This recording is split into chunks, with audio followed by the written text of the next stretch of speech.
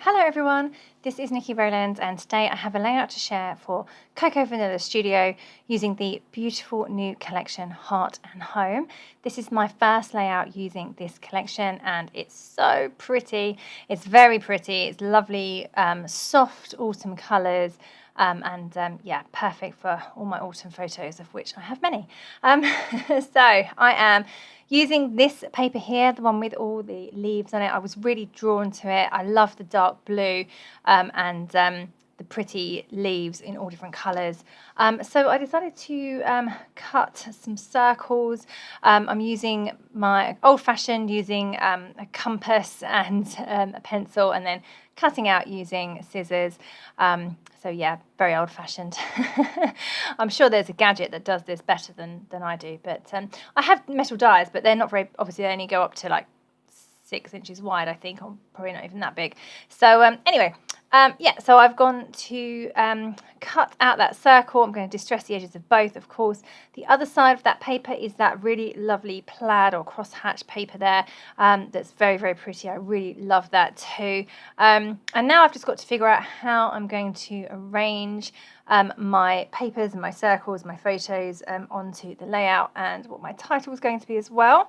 I'm using the beautiful gold foiled titles, and because they're fairly large, I wanted to make sure that I could fit it in. Sometimes I leave my titles until the very end, and then I think, oh, I've not really got anywhere to put that. And it makes it a bit more difficult. So I thought if I start with the title, I should be able to work it in fine. So I'm thinking of the title Gather Together. These photos are of my boys collecting pumpkins. So I thought I would use that title. However, in the end, I decided that the two words together were a bit overcrowded. So I decided instead to use the word gather, and then together I've done out of the little mini alphabet stickers instead. So you'll see that happen as the layout progresses.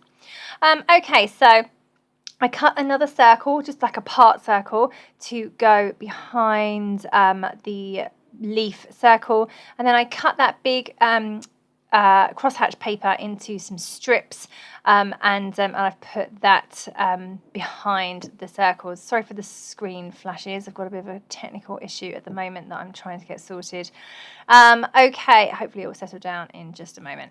So I am mounting my photos onto a piece of paper from the A5 paper stack. It's a kind of peachy colour paper, and I've just distressed those edges. And then I'm going to get those in place. Now, I've also made a little shaker pocket, so I'm just going to show you that now.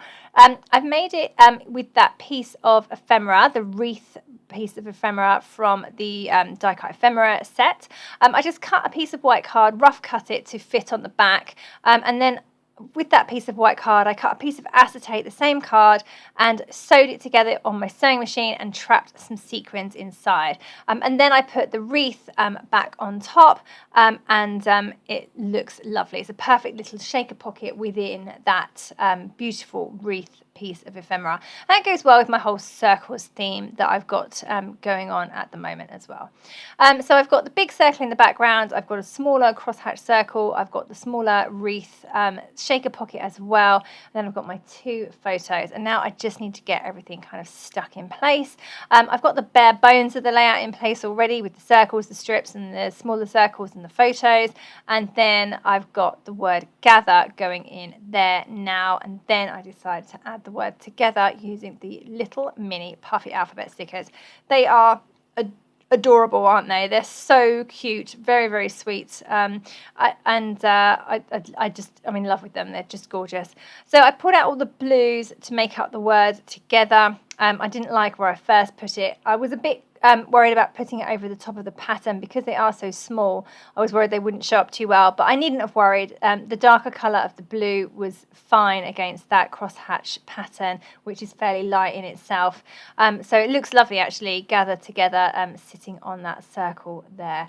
My R just falls off the end slightly, but there you go. So fine.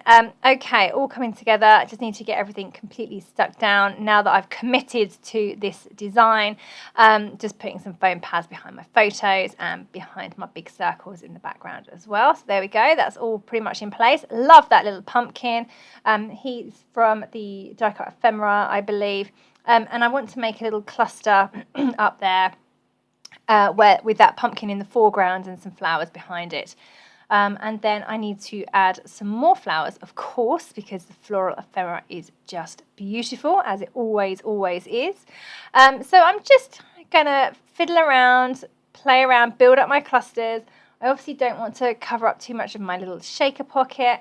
I'm enjoying I like the shape of the layout, how that's kind of coming together. I feel that it should have a little cascade coming down towards the bottom, and then I thought I might add some leaves over on the right, but then I thought that extended that side a bit too much, so they move away, they come out of there again. And then I pulled out these big leaves from the floral ephemera, and so they're almost like a fern leaf, aren't they? And I thought I would put those in place, and that really extended my cluster towards the bottom of the layout. So I was happy with how that is looking there. So I'm getting all my flowers stuck in place too, and I have that lovely little phrase. That's a piece of it's a piece of ephemera, I think. It's not a sticker. These days are so precious. So I've just added that on foam pads. Of course, distress the edges first. And I've added that on top of there underneath my title. And then there's another one up there above the word gather that's yellow and says, "This makes me so happy." So that's all lovely. And then just going to continue to work on my cluster at the top there, the flowers.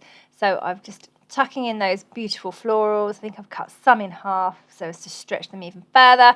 And then I've put in some of the little buds as well, poking out of there too, and that fabulous pumpkin, of course. Right, okay, so nearly there. It's all coming together nicely. I just felt that it's